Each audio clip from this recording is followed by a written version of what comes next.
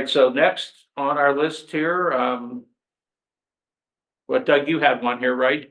No, Larry, Yep. Larry, so let's go, you wanna tell us anything about it? Yeah, I wanted something to, some material to work on Da Vinci. So I went down to the other side of Arivaca to the old CCC camp down there and shot some stuff and spent a weekend working on it. And decided I liked, Green Relevance better. Give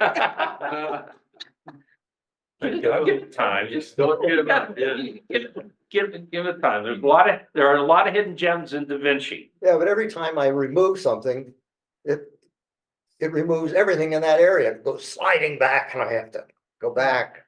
I have to take things totally out of it in order to eliminate them. All right. Let's go share screen.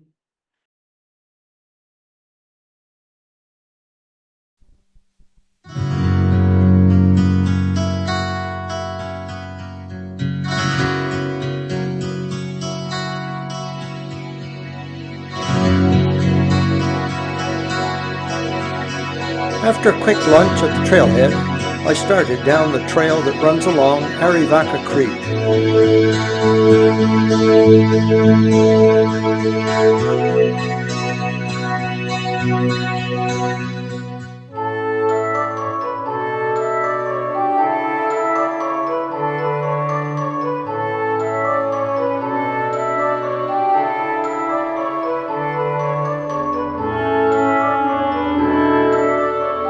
I find it special walking under the overhanging branches.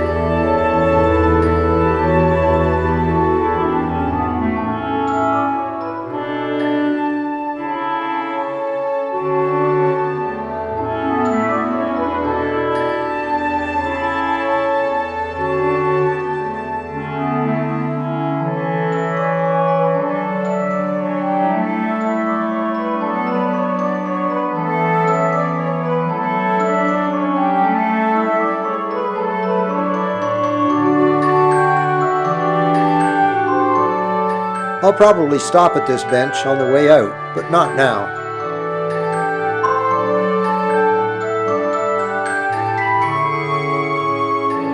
The trail up to the CCC camp is not well marked, but I've been here before, and here it is in sight now.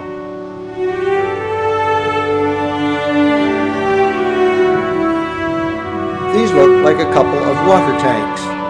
Obviously, they haven't been used in a long time.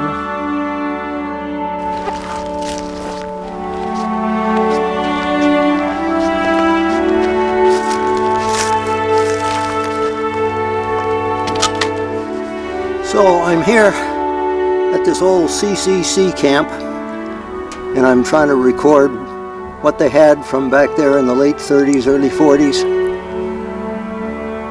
They were working here, and I'm not quite sure what they were doing. It's interesting that the building is still here. Great to record something like this. I head over to what's left of the building.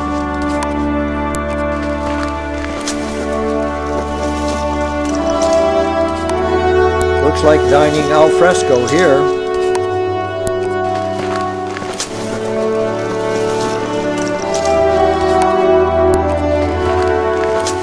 The building has been pretty badly beaten up over the years, but we can see how the rooms were used.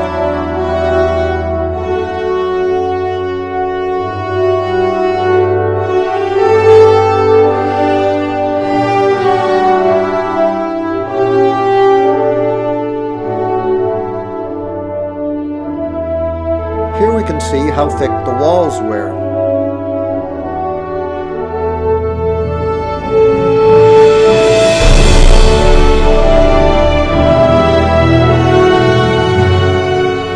Out this side door, I'm looking back at the dining area.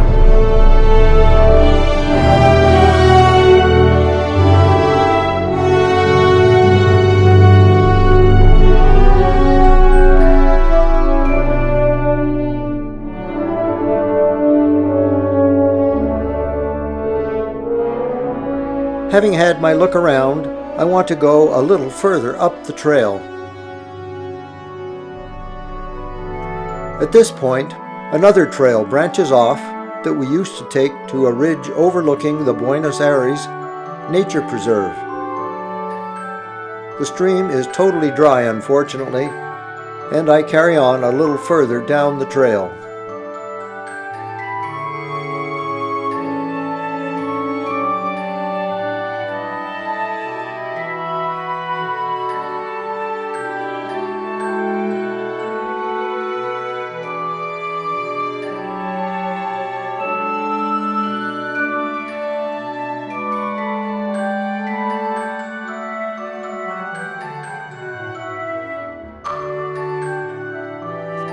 Low bridge here.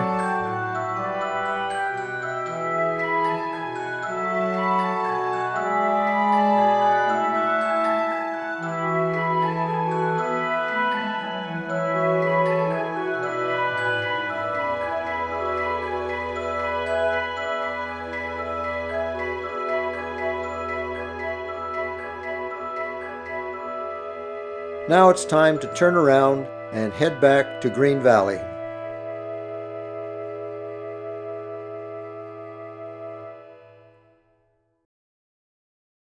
Looks like maybe farming, because that was a cattle Yeah, looking area. They had a cattle shoot. ramp, a chute, Yeah. cattle chute. I thought CCC though basically like built trails and Yeah, buildings and things like that. they talked about that when I was looking what they did in Arizona, building bridges were one thing they said, so, Mhm. yeah.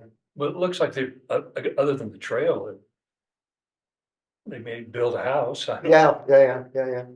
I just knew it was there, it was kind of neat. When we were there years ago, there was something actually scribed into the floor with the date on it, and I couldn't find it this time. Hmm. But that was probably 10 or 15 years ago that I saw it first. So you doing the narration while you were walking and filming, or was that post? Only the bit where I'm talking into the camera. So when you're active, there was a TV program, I think, Tim the Tool Guy or something like that, where he was always talking to the guy on the other side of the fence. So you never, all you saw was the top of his head. You did the opposite there. We saw your whole body and not your head. That was the idea. That was because I wasn't smart enough to turn the monitor on my camera so I could see what the camera was seeing. So what was the obvious problem with that film? What do you call it? I was losing image. No. Okay, There was just a grossly obvious problem with that. okay, tell me. The imbalance between the music and the narration. Yeah, I mean, it was so far out of balance. At times we could barely hear you. that was one of the things I didn't like about Da Vinci. Ah, Da Vinci, Yeah. okay. Now you're working with a GoPro there. Both GoPro and my And Panasonic. I actually. noticed there was a lot of light coming in Yeah. from the wrong way. Well, I was looking at the Towards the sun so beginning. much, yeah. Were you able to get anything for a GoPro that would be a shield like you can for bigger cameras to avoid that problem? I mean, lens hood. Lens hood, yeah. Yeah, if you did, you'd be shooting the lens. Then you hood can't, because- then you just see the lens hood. Too Yeah, wide yeah, angle. it's such a wide angle lens. If I'd maybe had it on linear instead of wide angle or something like that would have worked, yeah. And the other obvious thing is that my poor man's Steadicam is not as good as the gyro ones. I didn't think that was bad. Well, I steadied it up in DaVinci, that's for sure, but. I think Doug could make some sort of a contraption that would work to cover the GoPro and not be able to see it. You're probably right. So it'd be like something like an attachment to your head with an umbrella on top to keeping it That out. would be great. But it'd been tough though when you got to that log that you had to duck under. Yeah, yeah. What time of the day was that, Larry? Morning, or not morning, noonish, yeah. But interesting to try it out at sunset, you know. Yep. See what, Yeah, but they have to walk back in the dark. And you could really hit your head on that wall. Any comments from our peanut gallery? Oh, I would just say, Jim, probably there isn't much that you could do with a GoPro like that. Anytime you're shooting back into the sun, you're going to have that lens flare. So at some point, it's always something to be aware of. Sometimes it's a nice effect, and maybe you do it for a little bit of some of the shots. And other times, if it's too much, then it becomes a little distracting. So other than that, I would agree with Phil just on the volume level. More when you were at the building, your narration was a little low compared to the music was a little dramatic. After that, it sounded really good. So I think the back half after the building, your level sounded really good in terms of the narration versus the music. I think because the music was fairly dramatic. When you were at the building, that kind of overpowered your voice a little bit. So other than that, I think nice job. There is a feature on DaVinci for auto duck. So, I mean, you just click on that, so it'll take, once it gets the narration, then it automatically ducks the music now. You can go in and manually adjust. Yeah, I've always done that manually, and Yeah. I did it on that one, but I wasn't sure what levels I was working with. And I know that there's a place where you can see the levels, and I couldn't find it to bring it up. Okay. It's in California somewhere. Yeah, you know, when I was working in Premier Elements, my standard approach was to set my narration at 2 or 3 decibels below clipping, Mhm, and then I duck my music below that. mhm. I couldn't figure out what I was doing. I had levels all over the place. So, yeah, I was frustrated with it. Yeah, well, I might be able to show you a little bit there Yeah. with the sound of how I do it Yeah. and everything and duck the music under the narration. No, I think I'll go back to Premier. Guys, give up too easy. It's had 3 or 4 months, that's enough. Oh, is that right? Yeah. Yeah, you've been working on that one. Oh, yeah, not hard, but but that's an interesting place. I went there with Royce 5 years ago. And I think the story goes that there was a couple that lived there and they had a domestic dispute, and I think she burned the place down. Well, didn't somebody did a film on that? Yeah, Royce did. before. Royce I did. thought, I didn't know who it was, Yeah, it was Royce. And he might know, but because I've seen it before. I heard that she burned the place down. And I was like 70s, you know, it wasn't old time. They took Makes a great story. Believe it. cautionary tale, I think that is, yes. For all of us. All right, Daryl, you want to tell us about your video? It's just, my girlfriend does a lot of decorating for Christmas. We had a bunch of friends over. I did a 1-shot walk from the street through the house while our friends were singing karaoke.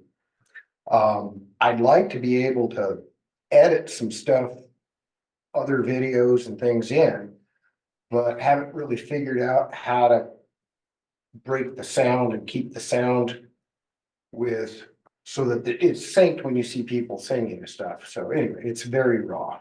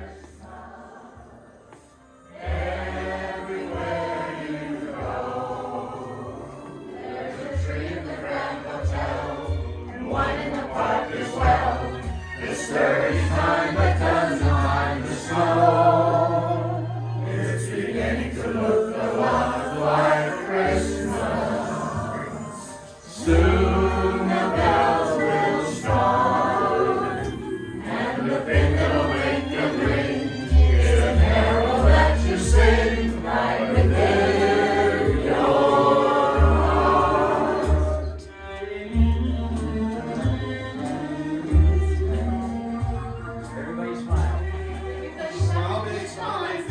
Big smile, big smile.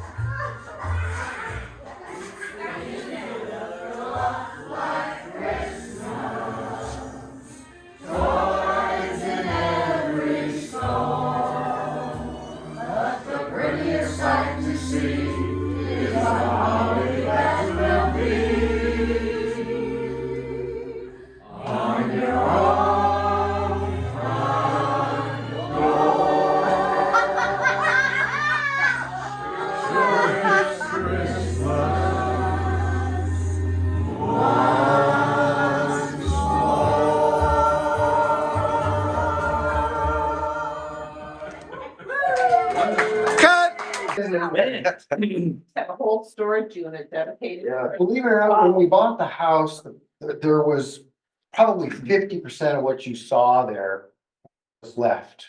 Oh, We bought it when we bought the house. Yeah. And then she had another 50%. So it's like, Your car is parked outside. actually, the car's in the garage. Wow. We got room in the garage. I have a Jim? Christmas tree that's this tall. That's it. Go ahead. The video had some lack of clarity. You know, you're moving it, you can see like there was a film on top of it that had a little in lack of clarity to it. It wasn't really in focus all the time. That's the autofocus on the It's the camera. autofocus. Likely. Does it have anything to do with the lighting? It's probably very Yeah, low light. yeah. I mean, I kept it low to show off the lights that were in the house for the most part. Yeah, I haven't noticed that on an iPhone, that Yeah. effect at all. And maybe I had a fingerprint on it or something that I didn't Yeah. wipe off, who knows? I got a new phone now. I got my Christmas present last week. I got an iPhone 15, so. Really?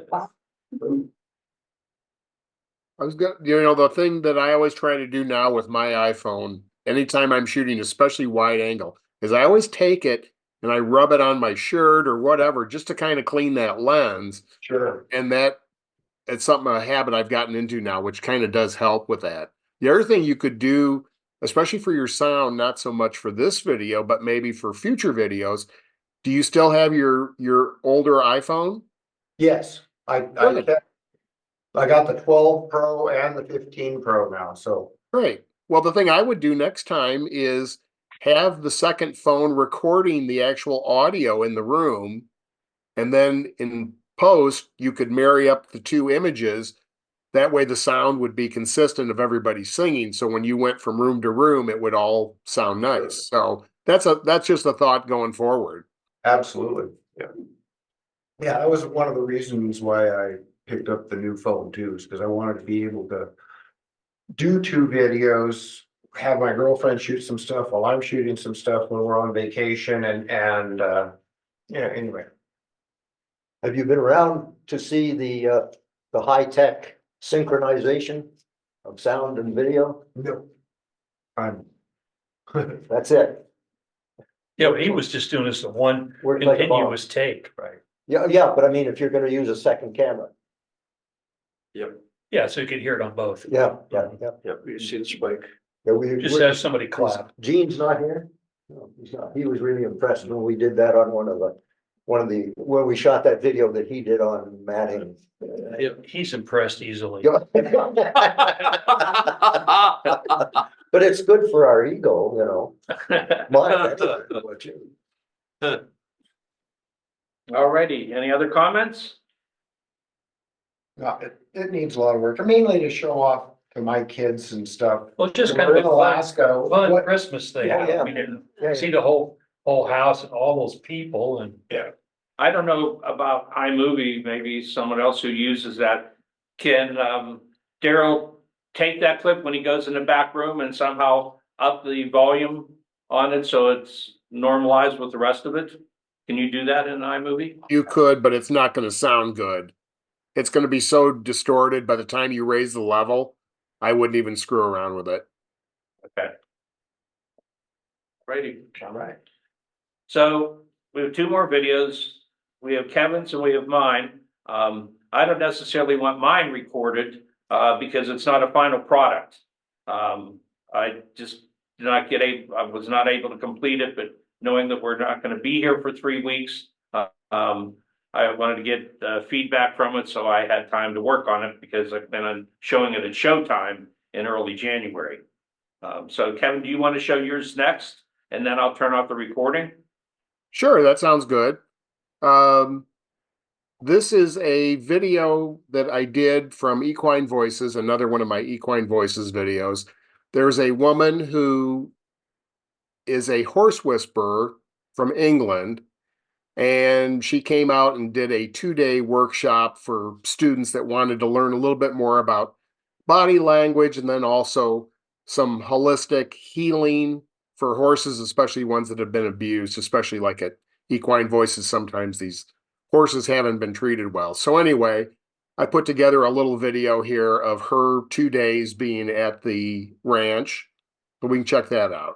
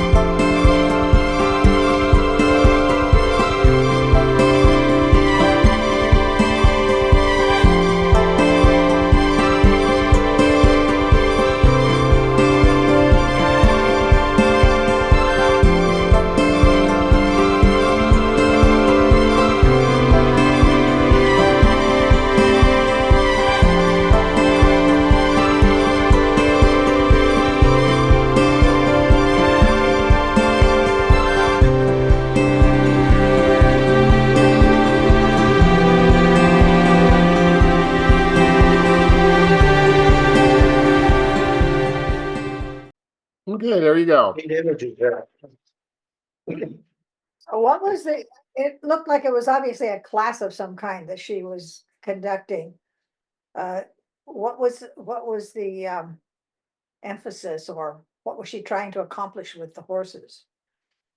It was a thing she does body language, looking at the horse and what they are doing. I mean, for any of us that have ever been around a dog or a cat, had a dog or a cat, you kind of know what their moods are. And, if they start to get a little feisty, how their eyes get big or whatever it is. So that was a big part of it. And then also this holistic healing of the horse by oh, I'm not into any of this, but like chakras and all this stuff and crystals and whatever else. I don't understand it. But anyway, it was amazing to see her work with these horses, and you could see what she was doing and how the horse did react and knowing what the body language was. So it was interesting. And then from there, these students or participants were there to just try to learn some of these things as to how to deal with their horses and their body language and what goes on. So anyway, it was fascinating to watch her work with these horses and then also talk about what she was doing as it was going on. The one thing that I would say is you need a little narration, not a lot, but a little bit, just to kind of help explain maybe what you just told us throughout the video. I think. I don't know.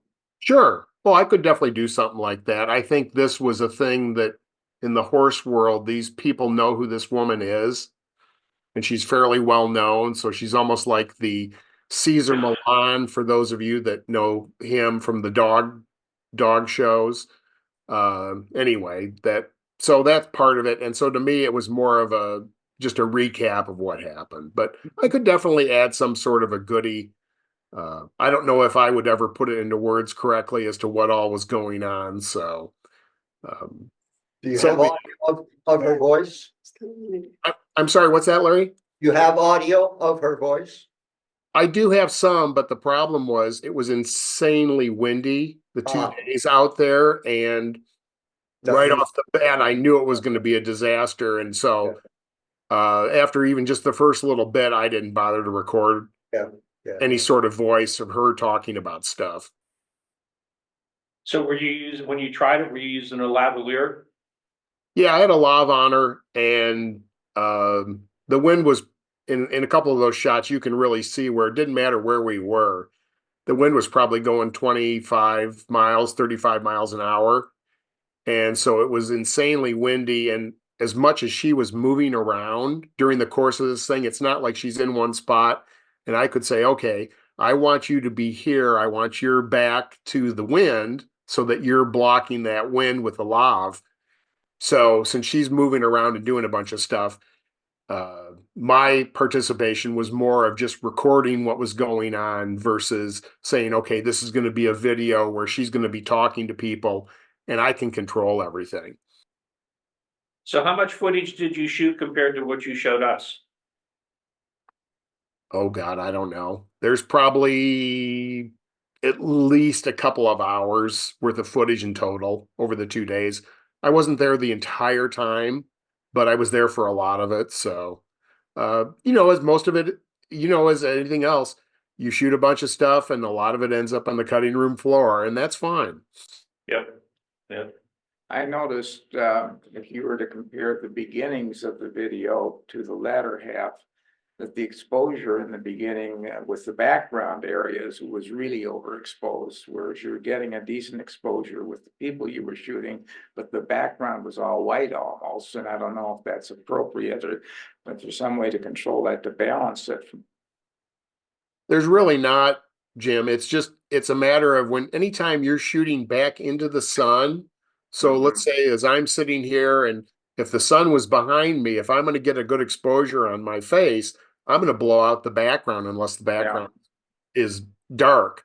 So to me, if you said, okay, I'm going to expose for the background, well, then her face is going to be completely black and you're never going to see it. So anyway, and when you can't control things, you just have to say, okay, this is the way it's going to be, and away you go. So shooting from a different angle at her, not shooting in the direction you were shooting might have helped that. It would, unless unless the shot is her with the sun directly behind her. Yeah. So I don't necessarily worry about, I mean, I do worry about that. And if I can control it, I will control it. But if I can't control it, then I'm there for the shot of the person. I'm not as worried about, okay, I'm blowing out that background, so be it. So I was gonna ask about the music. It kind of got repetitive after a while.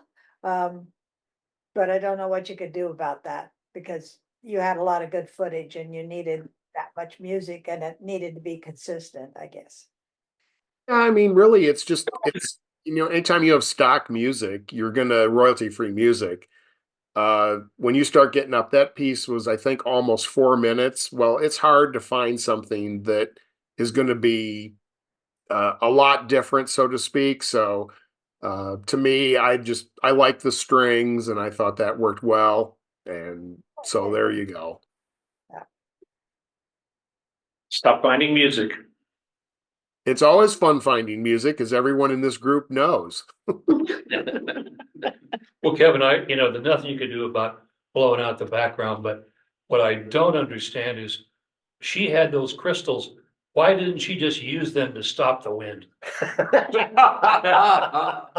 Huh? If she could, Bill, I would hire her full time to go on Photoshop.